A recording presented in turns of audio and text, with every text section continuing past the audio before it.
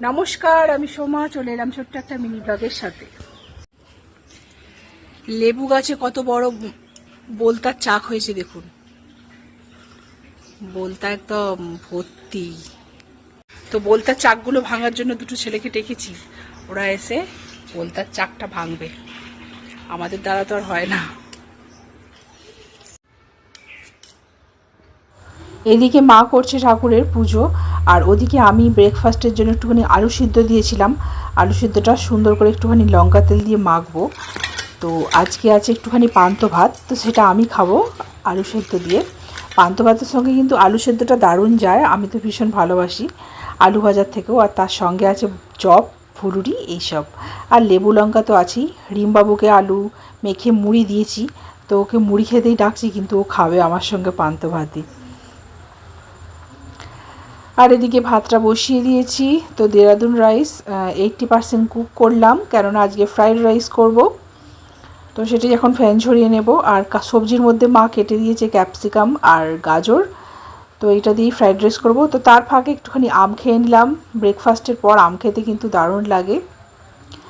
আর ওই যে বোলতার চাক পারছে লগাই করে, এই ছেলেগুলো খুব সুন্দর পারে বোলতার চাক ভাঙতে।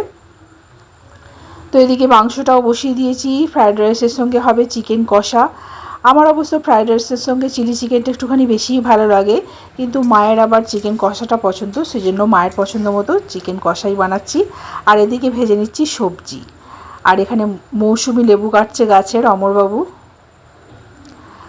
আসলে জামাই ষষ্ঠীর পরের দিনে কিন্তু আমাদের বাপের বাড়িতে প্রত্যেক বছরই মেয়ে ষষ্ঠী পালন করা হয়। যেহেতু মেয়েরা নিরামিষ খায় জামাই ষষ্ঠীর দিনে, ভালো ভালো সুন্দর সুন্দর খাবারগুলো হয়েও খায় না, তাই জামাই ষষ্ঠীর পরের দিনে মেয়ের জন্য খুব সুন্দর খাবার দাবারের আয়োজন থাকে, যেরকম জামাই ষষ্ঠীতে আয়োজন সেই রকমই। তো তাই জন্যই আজকে আমার বাড়িতে হচ্ছে ফ্রায়েড রাইস আর চিকেন কষা। বোনকে থাকতে বলেছিলাম, ও কিন্তু থাকলো না, তাই আমার আর মায়ের জন্য স্পেশাল খাবার দাবার। এদিকে চিকেন কষাটাও কমপ্লিট হয়ে গেছে, আর ফ্রাইড রাইস ভাজা তো হয়েই গেছে। এখন খাবার দাবার সার্ভ করার পালা। তো ফার্স্টেই অমরবাবুকে দিয়ে দিচ্ছি। তো আমাদের বাড়িতে কিন্তু সবার প্রথমে বাড়ির বেটা ছেলেদিকেই খাবার দাবার দিয়ে দেওয়া হয়, তো তারপরে আমরা লাস্টে মেয়েরা বসে খাই। যদিও অন্যান্য দিন অবশ্য অমরবাবু বলে আমরা একসঙ্গেই খাবো, তাই আমরা তিনজনে একসঙ্গেই খাই। তো মা আছে, মা আমি সবার শেষে খাবো। কেমন হয়েছে গো খেতে? তো আমাদের এখানে যে কালী পুজোটা হয়েছিল তাতে পাঁঠা মানসিক হয়েছিল, তো তার প্রসাদ হিসেবে দিয়ে গেছিলো 4 পিস পাঁঠার মাংস, তো সেটাই রান্না করছি। আর তারপরে এখন বেড়ে নেব আমাদের খাবার দাবার। তো আমি আর মা রিম তিনজনে খাবো। তো ফ্রাইড রাইস বিরিয়ানির সঙ্গে কিন্তু কোকোকোলা থামস আপ খেতে দারুণ লাগে, তো সেই জন্যই একটুখানি সবার জন্য বেড়ে নিচ্ছি। এখানে রেডি করে নিয়েছি আমার খাবার আর মায়ের খাবার। এই যে ভিডিও ক্লিপটা দেখছেন, এটা তার পরের দিনের সকালবেলা শ্যুট করা হয়েছে, তো তার আগের দিনে আমি আর ব্লগটা কন্টিনিউ করিনি।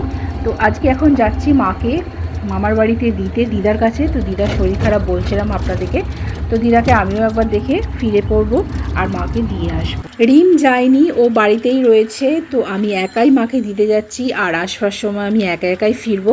তো সেই জন্য একটুখানি রিমকে মিস করছিলাম, তো রিমকে অনেক করে বলছিলাম যেতে, ও এবারে আর যেতে রাজি হলো না। তো প্রথমেই মামার বাড়িতে চলে এসেছি, দিদার সঙ্গে একটুখানি দেখা করলাম। দিদা একদম উঠতে বসতেই পারছে না, তো আমি এসেছি বলে অনেক কষ্টে একটুখানি দিদা উঠে বসেছে। দিদা তাকাও, খুব রোগা হয়ে গেছে। 2000 years later. বাপের বাড়ি গিয়ে বাবার সঙ্গে একটুখানি দেখা করে ফিরে পড়লাম বাড়িতে। আর মা আসার সময় 2টো ক্যাঁঠাল নিয়ে এসেছিলো, তার ক্যাঁঠালগুলো পেকেই গেছিলো, তো একটা ছাড়াচ্ছি। তো বছরের স্বাদ একবার ক্যাঁঠাল খেয়ে নিই, এই বাপের বাড়ির মায়ের গাছের মায়ের হাতের ক্যাঁঠাল, তো খুব ভালো লাগে, খুব টেস্টি লাগে এই ক্যাঁঠালগুলো। তো যাই হোক, ভিডিওটা আজকে এই পর্যন্তই। দেখা হচ্ছে নেক্সট কোনো একটা মিনি ব্লগে। ভালো থাকবেন, সুস্থ ও সুন্দর থাকবেন। Bye bye.